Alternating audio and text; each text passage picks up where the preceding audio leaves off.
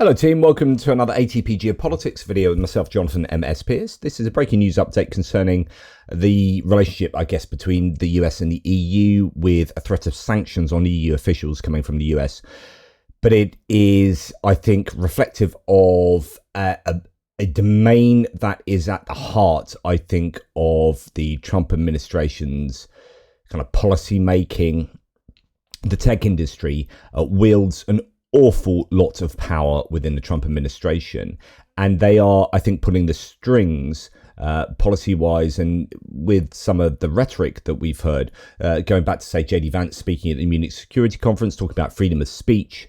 Really, this is the kind of freedom of speech arguments are the vanguard, I think, of the tech industry prodding and probing and trying to establish themselves as entities that are immune, or should be immune, to regulation. So the EU is one of the, I guess, international, again, I'm going to use the word entities, that has the greatest chance of standing up to the tech industry.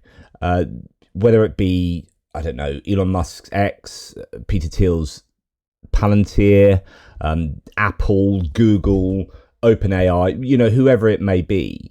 And these are all, by the way, corporations that have given money to the Trump administration one way or another, inauguration funds, and Tim Cook's from Apple's just gone and given a big bunch of gold to Trump and come away with tariff exemptions. But these companies absolutely do not want regulation. Regulation is what they see as holds them back. But they need to be regulated because essentially the tech industries are doing what they want. They control us, they manipulate us, they use algorithms to manipulate us. They have all of our data.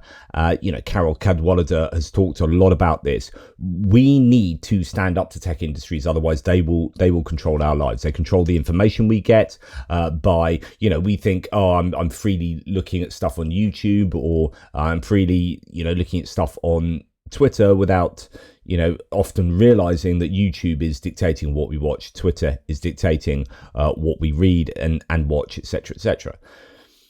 Now, JD Vance is the Vice President of the United States, and he was put there by Peter Thiel, who runs Palantir, who's a tech man, obviously involved with PayPal, and some of his cronies, I think other tech magnates, have been responsible for JD Vance being the one selected as VP by Trump. Trump really didn't want JD Vance, didn't really kind of know him or anything, and it was these guys that I think twisted Trump's arm, and they put him in position, and he would be the person who is going to be advocating for this kind of tech authoritarianism, where you're seeing the tech industry becoming more and more powerful. And essentially, Peter Thiel thinks, we've seen the death of liberalism, and he wants the tech industry to effectively be responsible for governance, really.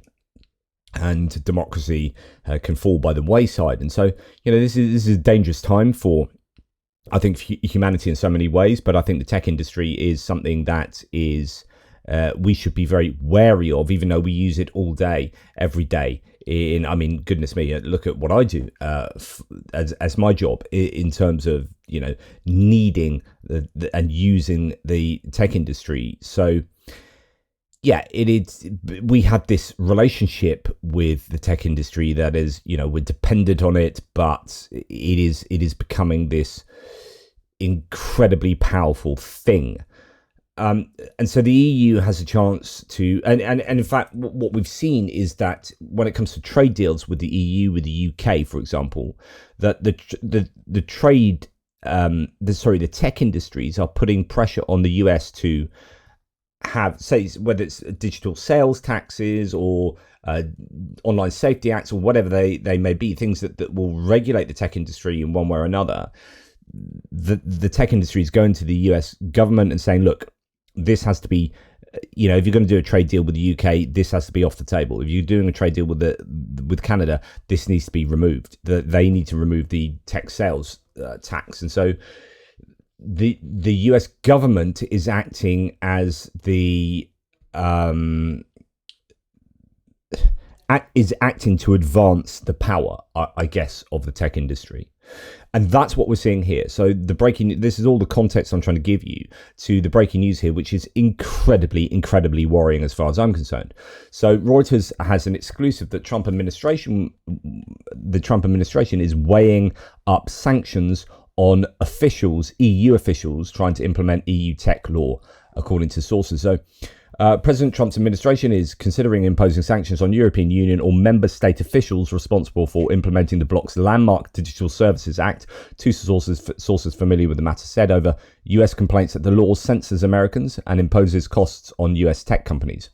Such a move would be an unprecedented action that would escalate the Trump administration's fight against what it sees as Europe's attempt to suppress conservative voices. Now, I will continue with the article, but this is any issues with countries that are allied to Ukraine. If you're talking about the Ukraine war, these kinds of events and interactions and threats, they get in the way of a unified alliance. They get in the way of helping Ukraine. You know, on the one hand, you're saying, right, we need to work together with the US, says Europe, says the EU. We need to work together closely with the US. We're going to buy lots of kit off you. We're going to do this. We're going to blah, blah, blah. And then on the other hand, you know, we've got Trump calling the EU nasty and then threats of sanctioning EU member states and all member, officials. And this just really does get in the way of Europe working closely with the Americans on really important matters. Okay, so senior State Department officials have yet to make a final decision on whether to go ahead with the punitive measures that would likely come in the form of visa restrictions, the sources said. It was unclear which EU or EU member states the action would target, but US officials held internal meetings on the topic last week, according to the sources. Well, trading partners frequently complain about domestic rules they see as unfairly restrictive. Sanctioning government officials over such a regulation is extremely rare. The relationship between the Trump administration and the European Union is already frayed by tariff threats and tense negotiations, as well as the US criticism of treatment of US tech companies. Citing an internal State Department cable, Reuters this month have reported that the Trump administration has instructed US diplomats in Europe to launch a lobbying campaign to build opposition to the Digital Services Act in an effort to have it amended or repealed. The EU's DSA is meant to make the online environment safer, in part by compelling tech giants to do more to tackle illegal content, including hate speech and child sexual abuse material.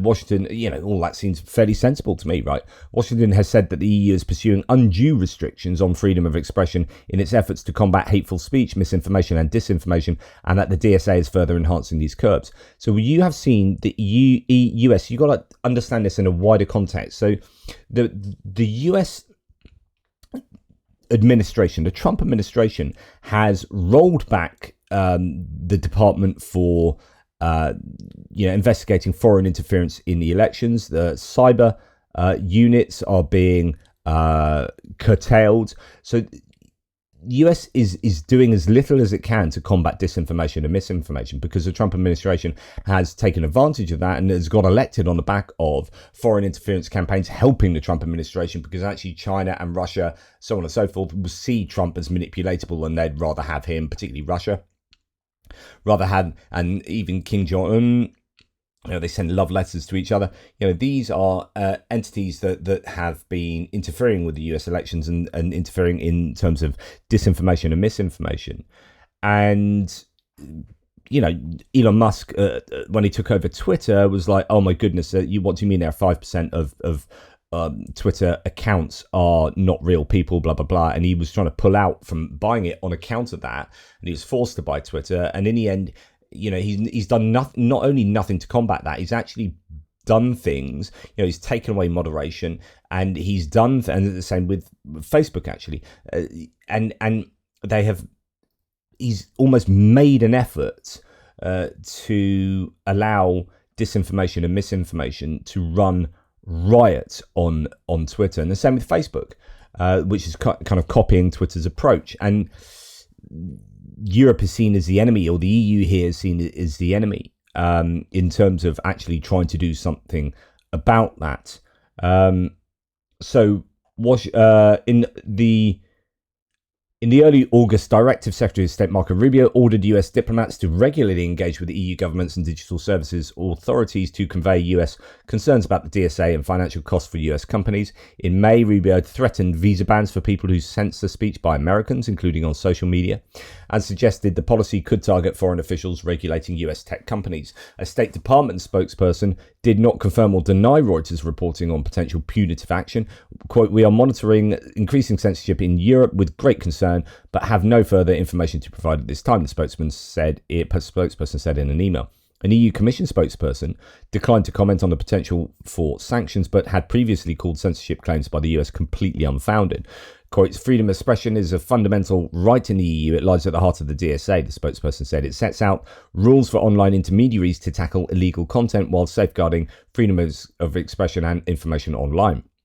The Trump administration has generally moved away from the traditional US promotion of democracy and human rights, instead focusing on trying to clinch bilateral trade deals." So this is what we've seen with regard to removing human rights violations from reports on Russia recently, and then seeing Germany is more oppressive than El Salvador, and just really seeming to embrace the US authoritarianism and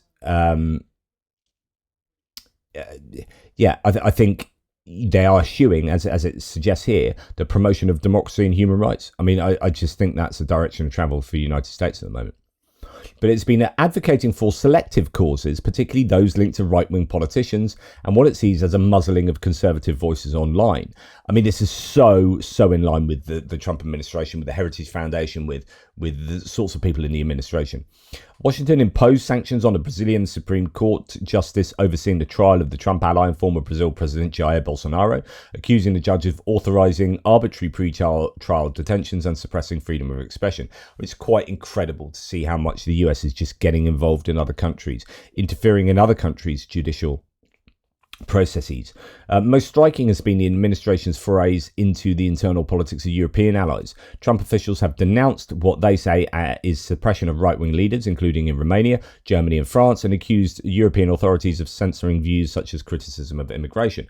The US officials, including Vice President J.D. Vance, have repeatedly lashed out at European officials and regulations, accusing them of censoring Americans, a claim the EU rejects. In February, at a conference usually known for displays of transatlantic unity, Vance stunned European leaders by accusing them of censoring the speech of groups such as Germany's right-wing AfD party and backsliding on democracy, which is so hypocritical.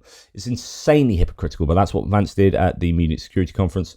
The EU's antitrust and tech chiefs told US lawmakers in March that the new tech rule aims to keep digital markets open and is not targeted at US companies. US social media companies like Facebook and Instagram, parent Meta platforms, have said the DSA amounts to censorship of their platforms.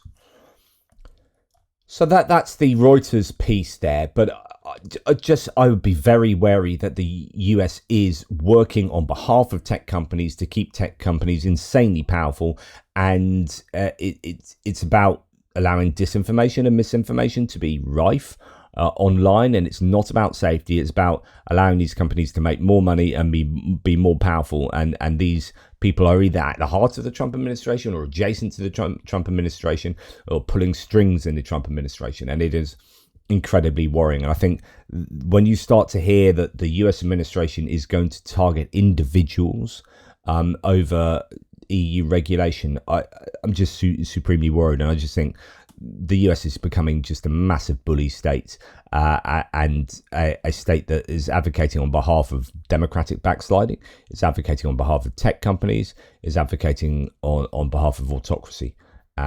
Super worrying times, and this is, I think, another indication of that.